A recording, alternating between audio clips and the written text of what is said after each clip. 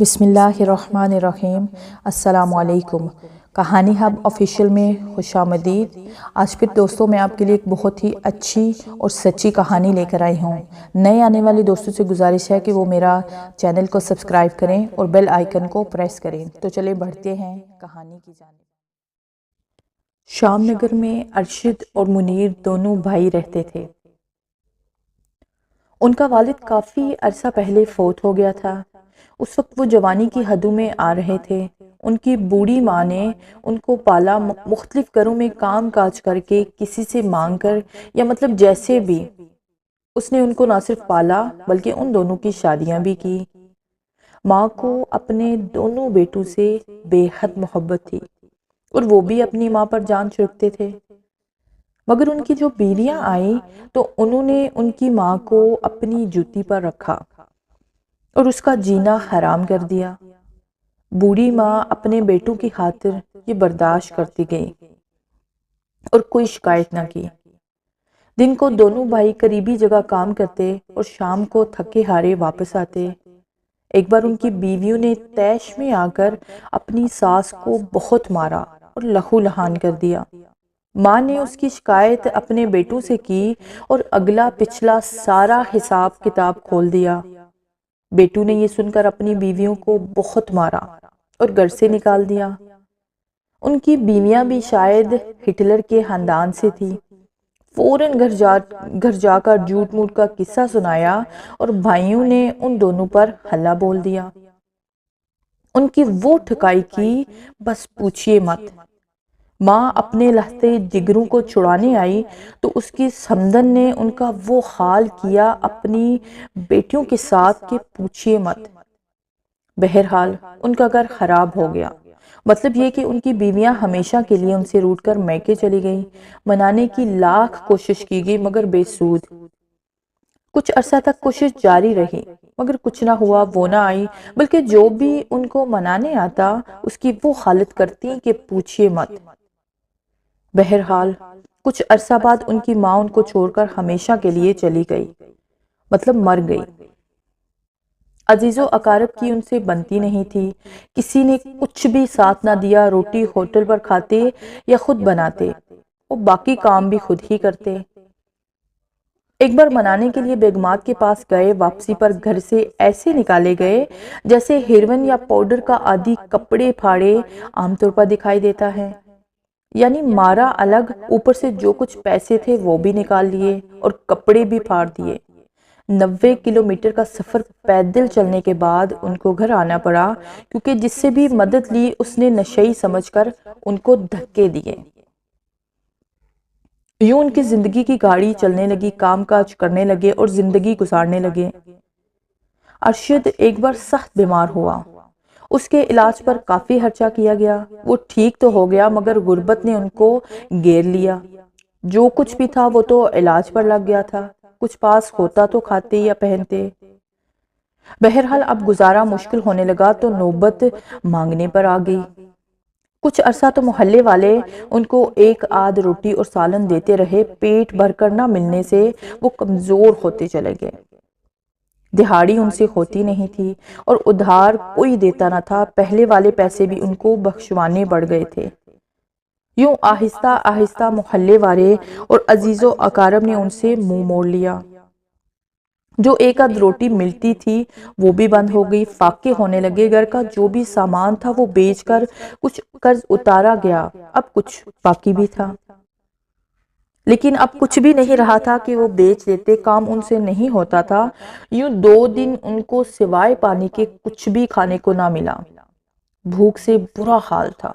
ارشد بھوک مٹانے باہر گیا کہ شاید کوئی اللہ والا اس کو کھانے کے لیے دے دے، مگر کسی نے ایک پائی بھی نہ دی۔ بھوک نے سب سوچے ختم کر ڈالی تھی۔ اسے دن بھر مانگتے ہوئے گزر گیا، شام کو مگر کچھ بھی نہ ملا۔ بازار میں کھانے کی چیزیں تو تھی مگر جیب میں کچھ نہ تھا، کہاں سے خریدتے؟ مایوس واپس گھر لوٹنا پڑا۔ راستے میں ایک جگہ کھانے پینے کی دکان دیکھ کر ارشد سے رہا نہ گیا۔ وہ جلیبیوں پر ٹوٹ پڑا، مگر دکان کے مالک نے ایک ٹکڑا ابھی اس کے منہ میں نہ جانے دیا، الٹا اتنا مارا کہ وہ لہو لہان ہو گیا۔ گرتا پڑتا وہ واپس گھر آنے لگا تو اسے راستے میں ایک مرا ہوا کتا ملا جو شاید کسی ٹرک کے نیچے آ گیا تھا اور اس کا جسم 2 حصے ہو گیا تھا۔ اس کے اندر اعضاء دکھائی دے رہے تھے اور بدبو آ رہی تھی۔ کتے کے گوشت کو دیکھ کر اور بھوک کے مارے اس سے رہا نہ گیا، اس نے وہی مردہ کتے کو بغل میں اٹھا کر چھپایا اور گھر لایا۔ فوراً اسے کڑھائی میں ڈالا اور چولہے پر رکھ دیا، آگ جلائی اور پانی بھی کڑھائی میں ڈالا۔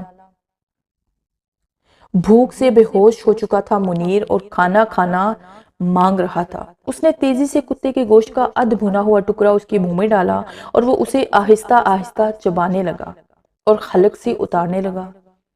گوشت کھانے سے اس کے اندر کچھ ہمت پیدا ہوئی اور وہ اٹھ بیٹھا اور بھائی سے مزید گوشت مانگا۔ بھائی نے اسے تھوڑا سا صبر کرنے کو کہا مگر وہ نہ مانا، اور مانتا بھی کیسے، 3 دن سے جو وہ بھوکا تھا۔ بھوک اسے اب برداشت نہیں ہو رہی تھی، وہ تیزی سے اٹھا اور کڑھائی کو اتار لیا اور اس میں موجود کتے کے گوشت کو ہاتھ کی مدد سے کھانے لگا۔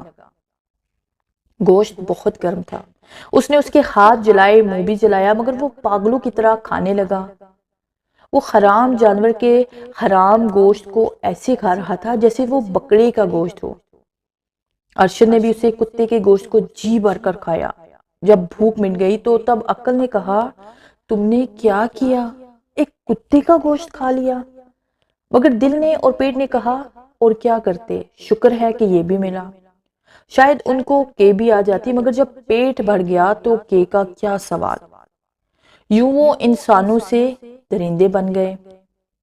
مرے ہوئے یا زندہ کتے یا مرغی، جو بھی جاندار ان کو ملتا وہ بھوک سے کھانے لگے اور اپنی بھوک کو مٹانے لگے۔ کچھ عرصہ تو یوں ہی گزر گیا اور ان کا پیٹ ہر روز بڑھنے لگا، مگر کچھ عرصہ بعد یہ سلسلہ بھی رک گیا، کیونکہ اس گاؤں میں موجود آوارہ کتا یا بلیاں تھی، وہ سب کی سب اب ان کے پیٹ میں تھی۔ جب یہ بھی سارے کام آ گئے تو پھر سے فاقے ہونے لگے۔ اس دوران ان کے محلے کا ایک نوجوان لڑکا فوت ہو گیا۔ وہ اس کے جنازے میں گئے۔ 27 سال کا عمران ان کے ساتھ بہت ٹھیک تھا۔ وہ ان کی روز کچھ نہ کچھ مدد کرتا تھا۔ اب وہ آسرا بھی چلا گیا۔ شام کو اسے دفنایا گیا تو وہ دفناتے وقت تک قبر کے پاس ہی رہے۔ عمران کے مرنے کا دکھ سب سے زیادہ ارشد اور منیر کو تھا۔ وہ بہت روئے۔ بہرحال جب سارے واپس آنے لگے تو ان کو بھی ساتھ لے آئے اور رات کا کھانا ان کو دیا۔ کافی دنوں بعد ان کو انسانی خوراک جو کہ انسان کھاتے تھے، یعنی روٹی اور سالن ملا۔ ایک بار تو روٹی کو دیکھ کر بھائیوں کے آنسو روانہ ہو گئے، کیونکہ کافی عرصہ سے وہ جانوروں کا حرام گوشت کھا رہے تھے اور اب ان کی عادت بن چکی تھی۔ روٹی کھانے لگے تو روٹی نے ان کو مزہ نہ دیا، بلکہ ان کو روٹی کھا کر الٹی آنے لگی۔ ان کا پیٹ اس روٹی کو قبول ہی نہیں کر رہا تھا۔ ایسے لگ رہا تھا کہ جیسے روٹی ان کے لیے اجنبی یا حرام کھانا ہو۔ انہوں نے بہت کوشش کی مگر 2 نوالوں سے زیادہ نہ کھا سکے۔ وہ انسان ہو کر بھی اب انسانی غذا نہیں کھا پا رہے تھے۔ روٹی نے ان کو بالکل مزہ نہ دیا اور بھوک ویسی کی ویسی رہی۔ مجبوراً اٹھنا پڑا اور وہی کھانا جو وہ روز کھاتے تھے اسے ہی ڈھونڈنا پڑا۔ مختلف گلیوں میں گھومے، گاؤں کے باہر کا بھی چکر لگایا کہ شاید کوئی کتا یا بلی مل جائے، مگر نہ ملا۔ وہ قبرستان آئے جو عام طور پر کتوں کا مسکن ہوتا ہے، مگر سارے قبرستان کا چپا چپا چان مارا، کچھ نہ ملا۔ بھوک نے پھر ان کا برا حال کر دیا۔ چلنا بھی دوبھر ہو گیا تو اسی عمران کی قبر پر آ بیٹھے۔ جو ٹائم گزر رہا تھا بھوک کی شدت میں اضافہ ہوتا گیا۔ کھانے کو کچھ بھی نہیں تھا کہ وہ کھاتے، اتنی سخت بھی نہیں تھی کہ گھر چلے جاتے یا مزید گشت کرتے۔ سوچ سوچ کر پاگل ہونے لگے کہ کھانا کہاں سے ڈھونڈا جائے، مگر عقل میں کچھ نہ آیا۔ مجبوراً ہاتھوں کو کاٹنے لگے۔ ارشد نے اپنے بازو پر کاٹا تو دانت جلد کو چیرتے ہوئے اندر گھس گئے اور خون ان کے منہ پر لگا تو ذائقہ اچھا لگا، تو اس نے نکلنے والا سارا خون چوس لیا اور زبان پھیری بازو پر۔ دماغ نے کچھ کام کیا تو اس کے عقل میں ایک بھیانک منصوبہ آیا۔ اس نے ہاتھوں سے عمران کی قبر کھودنی شروع کر دی۔ بھوک سے ہلنا بھی مشکل تھا، مگر جو ترکیب اس کے دماغ میں اپنا خون اور گوشت چاٹ کر آئی تھی اس پر عمل کرنا ضروری تھا۔ منیر نے بھی اپنے بھائی کی مدد کی۔ وہ کچھ نہ سمجھا کہ وہ کیوں قبر کھود رہا ہے، بس وہ اس کا ہاتھ بٹاتا رہا۔ قبر کھود کر انہوں نے لاش کو باہر نکالا اور سائیڈ پر رکھ کر قبر بند کی۔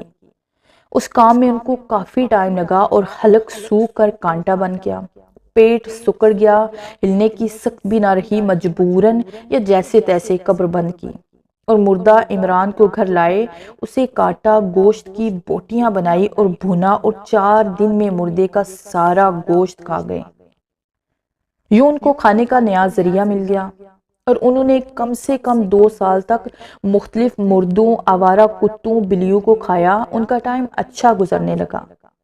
مردے کا کفن وہ لالچی دکانداروں کو سستے داموں میں بیچ دیتے، کچھ پیسے ملتے تو رکھ لیتے، جب کچھ جمع ہو گئے تو چھڑیاں اور ٹوکے اور کدال وغیرہ خرید لی، جو بچ گیا وہ نمک اور مرچیں لے لی اور کچھ کپڑے سلوا لیے۔ مختصر کے 2 سال انہوں نے اسی طرح گزار دیے۔ مرنے والے تمام مردے رات کو قبرستان سے غائب کر دیتے اور ان کا گوشت کھا جاتے۔ مردے کی ہڈیاں وہ گھر کے صحن میں دبا دیتے۔ انسانوں کے بیس میں بن جانے والی یہ درندے نہایت ہی چالاکی سے کام کرتے رہے۔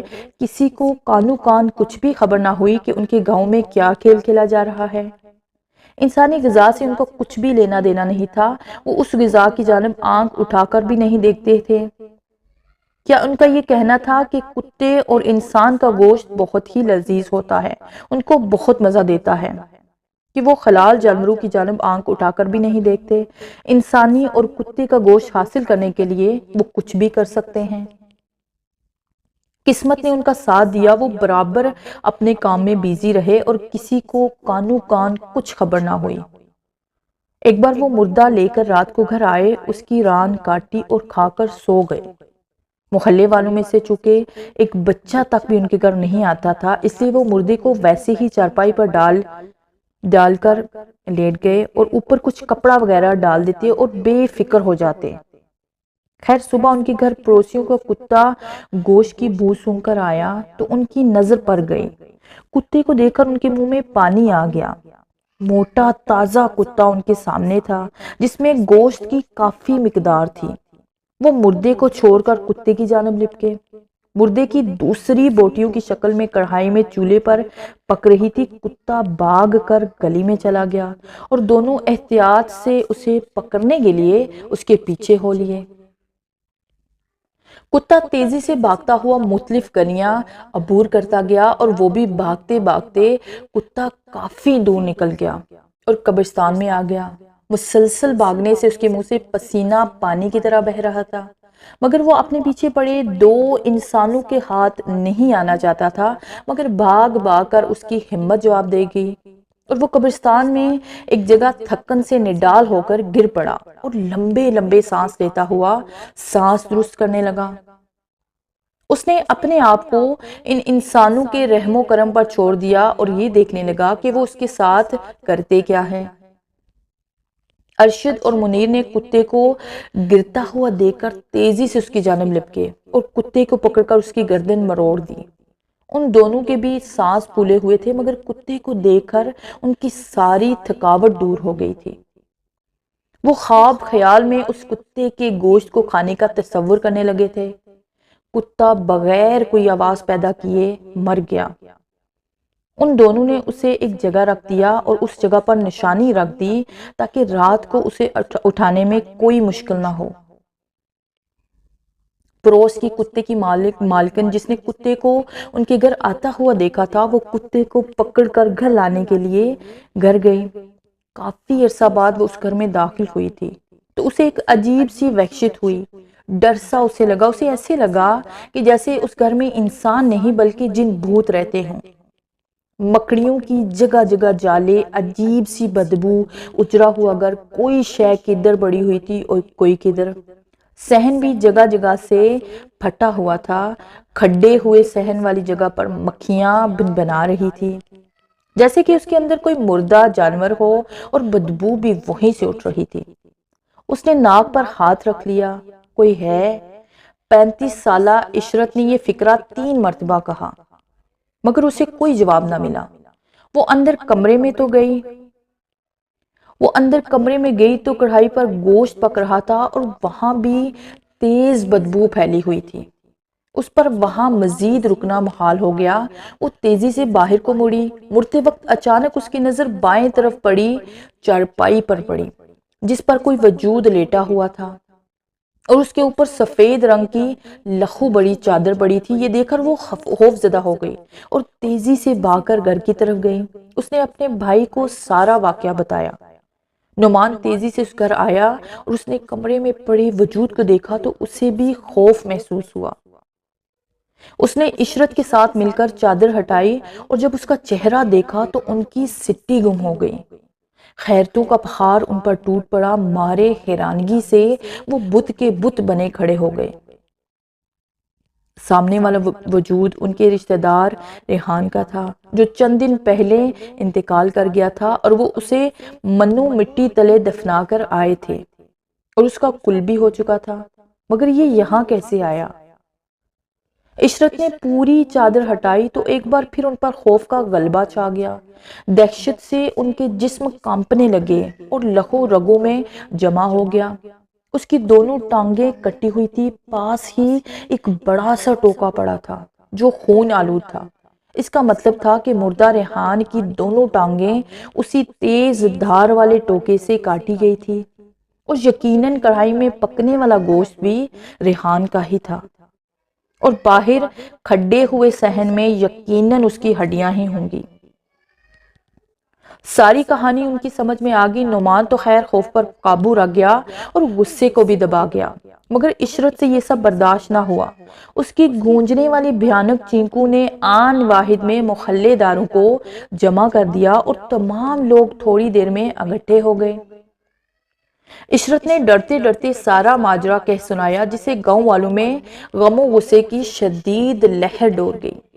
ان کو یقین نہیں آیا کہ ایسا بھی ہو سکتا ہے، مگر اندر کی صورتحال نے ان کو یقین کرنے پر مجبور کر دیا۔ گھر میں سب کو بکھری ہوئی مردوں کی ہڈیاں، کھڈی ہوئی جگہ اور ان کے جسموں کو کاٹنے والا سامان دیکھا۔ تمام لوگوں میں خبر آگ کی طرح پھیل گئی۔ جو بھی یہ سنتا وہی بھاگا ہوا چلا آتا اور پھر کسی نے پولیس کو بھی اطلاع دی اور پھر پولیس آئی۔ لاش کو قبضے میں کر لیا گیا۔ سارے سامان کی تلاشی لی گئی۔ کافی سارے کفن اور چھڑیاں ٹوکے بھی برآمد ہوئے۔ کھڈی ہوئی جگہ پر کھدائی کی گئی تو وہاں سے ہڈیاں نکلی، جن کا ٹیسٹ کروایا گیا تو پتہ چلا کہ ان میں کچھ انسانوں کی تھی اور کچھ کتوں کی تھی۔ لوگوں نے ان دونوں کی تلاش شروع کر دی اور قبرستان سے واپس آتے ہوئے ارشد اور منیر کو بھی گاؤں والوں نے چپکے سے پکڑ لیا۔ ریحان کے گھر والوں کا سب سے برا حال تھا۔ انہوں نے ان دونوں کو مار مار کر اس کا برا حال کر دیا۔ انہوں نے مار کھانے کے بعد تمام کہانی سنائی۔ تمام لوگ ان کی سنائی ہوئی کہانی سن کر توبہ توبہ کرنے لگے۔ یوں انسانوں کے درمیان رہتے ہوئے درندے بالآخر اپنے انجام کو پہنچ گئے۔ آج بھی لوگ ان کی کہانی کو یاد کر کے کانپ سے جاتے ہیں۔ میں کہانی سننے کے بعد حیران سا رہ گیا کہ دنیا میں کیسے کیسے لوگ رہتے تھے اور کیسے کیسے گھناؤنے کام کرتے تھے۔ کیا ایسے لوگ انسان کہلانے کے قابل ہوتے ہیں؟ ہرگز نہیں۔ شام نگر دنیا کے کسی بھی حصے میں ہو، لیکن تھے تو وہ انسان جو انسانوں کے روپ میں، انسانوں میں رہتے ہوئے بھی انسان نہ تھے۔